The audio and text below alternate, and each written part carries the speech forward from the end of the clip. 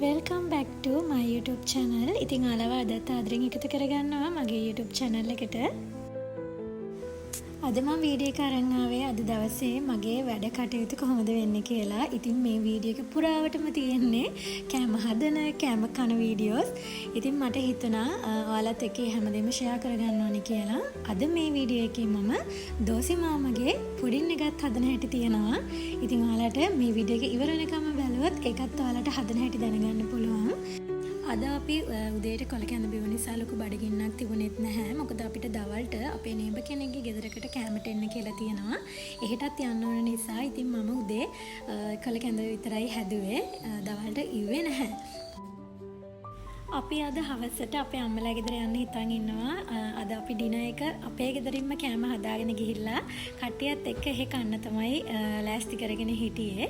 මට ඉතින් අර බර්ත්ඩේ පාටි එකට යන්න කලින් මට කට්ලට් ටික මම හදනවා කියලා හිතුවා. මොකද මට ඒක ලේසි නිසා. නැත්තම් මම කැමට ගිහිල්ලා එද්දි මට ඒක ටිකක් පරක්කු වෙන නිසා කට්ලට් හදන්න ඉතින් අපි හැමෝම දන්නවනේ. ඉතින් මම අල ටික මුලින්ම තම්බලා ඉවරලා ඒක හොඳට පොඩි කරගෙන සැමන් ටිකත් මේ විදිහට භාජනයකට දාගත්තා. ඊට පස්සේ මම මේ දෙකම එකට මික්ස් කරලා ඒකටම මම ගම්බිරිස් ලූණු චුට්ටක් එකතු කරලා පොඩක් සැරට ඒ ටික හදාගත්තා.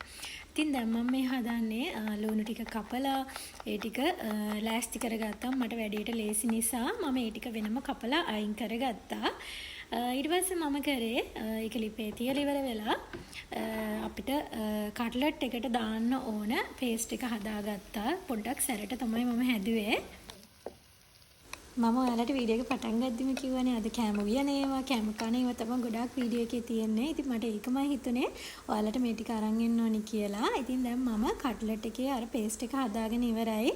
මම දැන් මේ ටික මේ විදිහට ලස්සනට ගුලි කරගෙන මේ ටික මම ෆ්‍රිජ් එකේ දාලා තියලා තමයි මං අර බර්ත්ඩේ පාටි එකට ගියේ. ඉතින් ගෙවල් ළඟනේ තියෙන නිසා මයි හස්බන්ඩ්ුයි ටක් ගාලා බයික් එකේ ගිහිල්ලා තමයි ආවේ. මේ ඉන්නේ අපේ බර්ත්ඩේ ගර්ල්. ඉතින් අපිට හේන් තමයි අද ලන්ච් එක දුන්නේ. ඉතින් හරිම රසට කෑම ටික හදලා තිබුණා. අපි ඉතින් එහෙ පොඩි chat එකක් දාලා ඉවරලා කෑම ටික කාලා ඉවර වෙලා අපි දැන් ගෙදර ආවා.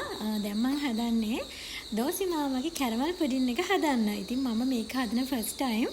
මම ඔයාලට මේකේ මම ගත්ත බඩු ප්‍රමාණවල් මම ඔයාලට මේකේ වීඩියෝ එකේම දාන්නම්. මම මෙතන කිරා ගන්නේ සීනි ග්‍රෑම් 50ක්.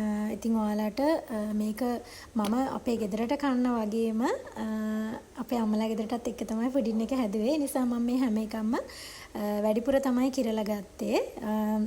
බිත්තර 4ක් ඕනේ.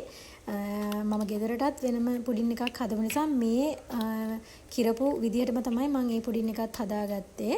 ඉතින් ඔයාලට එලකිරි මිලිලීටර් 400ක් තමයි ඕන වෙන්නේ. බිත්තර 4කුයි සීනි ග්‍රෑම් 50කුයි. ඉතින් වැනිලා තේ හැඳි එකක් තමයි මම නම් දැම්මේ.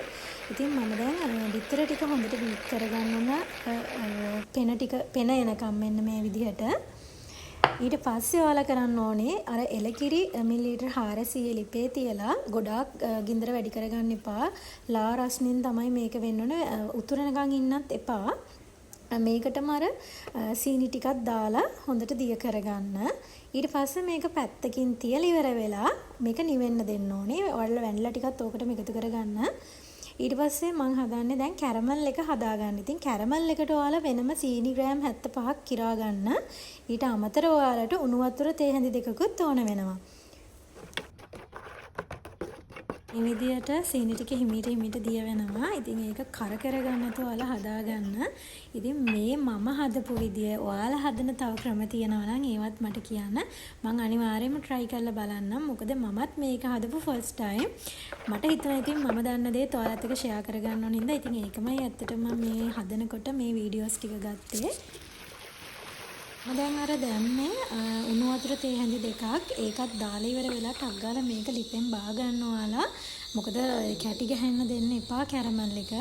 ඊට පස්සේ ඔයාලට පුළුවන් ඔයාලා ස්ටීම් කරන්න ගන්න භාජනයේට බටර් චුට්ටක් ගාලා ඉවර වෙලා අර මම නිවෙන්න තියලා තිබ්බ ෆ්‍රෙෂ් මිල්ක් ටික අන්න ඒ ටිකට අර බිත්තර ටික මේ එකතු කරලා ඉවරලා හොඳට මික්ස් කරලා මේ භාජනයේට දාන්න. මම දැන් මේක රයිස් කුකර් එකේ ස්ටීම් කරගෙන තමයි හදන්නේ. ඉතින් ඔයාලා හොඳට ඒක සීල් වෙන්න වහගන්න වතුර යන්නේ නැති වෙන්න. ඒක හැදෙනකන් මම දැන් ෂවර්ම තමයි හදන්නේ අද අපේ ගෙදර අරගෙන යන්න. ඉතින් අර පුඩින් එකත් අපේ ගෙදරට තමයි මම අරගෙන ගියේ කන්න.